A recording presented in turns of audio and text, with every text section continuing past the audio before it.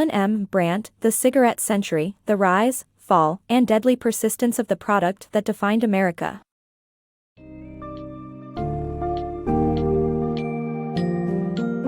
In the gripping book, The Cigarette Century, author Allan M. Brandt unpacks the extraordinary history behind the rise, fall, and persistence of cigarettes and their impact on American culture. From the pioneering works of James Buchanan Duke, who almost single-handedly revolutionized the cigarette industry, to the world wars that transformed smoking from a dirty habit into a war necessity, the summary unravels fascinating stories and strategies employed by the cigarette manufacturers.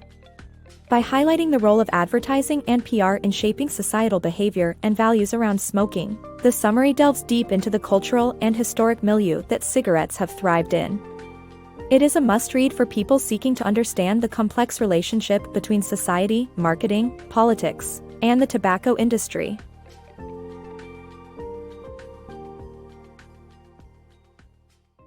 The rise of American cigarette industry. The cigarette industry was reinvented by James Buchanan Duke, who almost single-handedly developed modern-day cigarettes.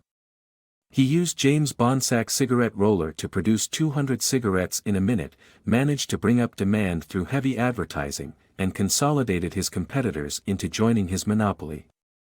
By doing so, he made American Tobacco one of the top 3 tobacco companies of the U.S. government. Disbanded the monopoly in 1911, creating 4 firms: American Tobacco, Liggett and Myers, R.J. Reynolds, and P. Lorillard. Philip Morris became the industry's 5th primary player. The industry effectively marketed to young people and pushed the concept of brand differentiation by hiring marketing pros and spending lavishly on advertising. By the early 1930s, cigarettes had become a powerful symbol of equality and independence for women. The dangerous deception of smoking.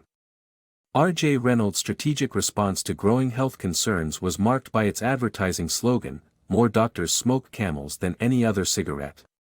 However, the health risks of smoking were documented by clinicians but never seen as scientific proof. The full impact of smoking was not visible until the late 1940s. A comparison of 604 lung cancer patients to cancer-free people showed that cigarettes were the central cause of the rise in lung cancer. The relationship between smoking and lung cancer was then established through clinical observations, population studies, and laboratory experiments. The link existed and doctors and public health officials urged the public to be warned. Tobacco industry's PR mind games. The tobacco industry used PR to create doubt about the health risks of smoking, resulting in a justification for smokers and a lack of regulation. PR firm Hill and Knowlton played a vital role in this strategy, creating the Tobacco Industry Research Committee to give the impression of an independent think tank. Clarence Cook Little was the charismatic front man, perpetuating the debate and controversy surrounding smoking's risks. The industry invested in cultural meaning to motivate consumption, using PR to manipulate the scientific process and continue profiting without regard for public health. The rise of the anti-smoking campaign. The battle against the tobacco industry began in the 1960s when it refused to acknowledge the health risks associated with smoking. John F. Kennedy's Surgeon General, Luther Terry, formed an investigative committee that reported smoking's health risks in 1964. This was followed by anti-tobacco advocate John F. Banzhaf III's petition to the Federal Communications Commission, which was granted 1 anti-smoking announcement for every 3 ads. Health agencies used this opportunity to air millions of dollars worth of public service announcements on the dangers of smoking. In the 1970s, the anti-smoking campaign gained momentum, and Arizona became the first state to limit smoking in public places. By the 1980s, most employers had anti-smoking policies, and the smoker's image began to decline. With an increase in health consciousness, the number of U.S. adult smoking decreased to 30% by 1985. Fighting Big Tobacco. In the 1980s, U.S. companies were held accountable by tort law, but no one had successfully sued cigarette manufacturers until attorney Mark Adell brought a case that cracked the industry's armor. The landmark case was in behalf of Rose Cipollone, a lung cancer patient to access more than 300,000 internal tobacco industry documents which gave historical impact and paved the way for more than 300 suits. Despite the compelling evidence about the cigarette's addictive properties and the company's behavior, the process of discovery gave recognition of individual choice and responsibility. However, the court gave Antonio $400,000, the first verdict against the industry. In 1994, investigative journalists and Congress began exposing Big Tobacco's malicious tactics to maintain their addictive product, and this media disaster caused each of the companies to replace their CEOs. The unveiling of the tobacco industry. Merrill Williams, a former employee of an industry law firm, collected over 4,000 pages of incriminating evidence against tobacco companies, which were leaked as the cigarette papers. These papers proved that tobacco companies had known about the health risks of smoking since the 1960s and that nicotine was addictive. These findings opened the gate for countless lawsuits against tobacco companies, with class action lawsuits becoming the new battleground.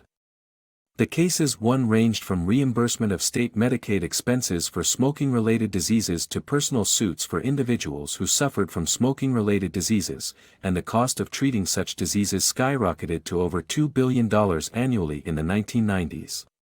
In 1998, the tobacco industry settled with the states by agreeing to pay $206 billion over 25 years. These events marked a significant milestone in the battle against tobacco and its related health risks. Big Tobacco's global expansion. Despite the declining cigarette smoking in the U.S., the tobacco industry aggressively seeks new global markets.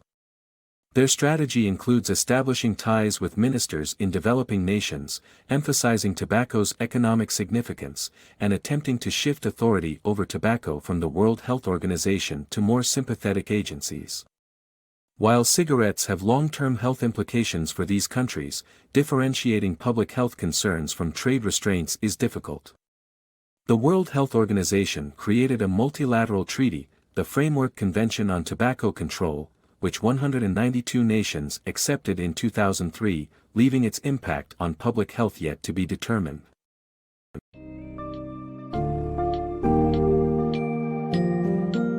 Allan Brandt's The Cigarette Century offers an extensive and eye-opening account of the cigarette industry's profound impact on American society.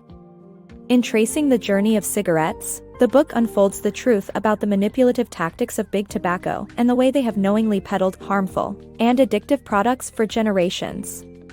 The relentless pursuit of profit, the industry's deep ties to agriculture and finance, and its influence on global public health regulations expose a sordid, albeit engrossing history of a seemingly simple product. In a world where smoking remains a critical public health challenge, understanding the forces that define the tobacco industry's past, present, and future is essential for comprehending the true scale of their global operations and the consequent risks to human life.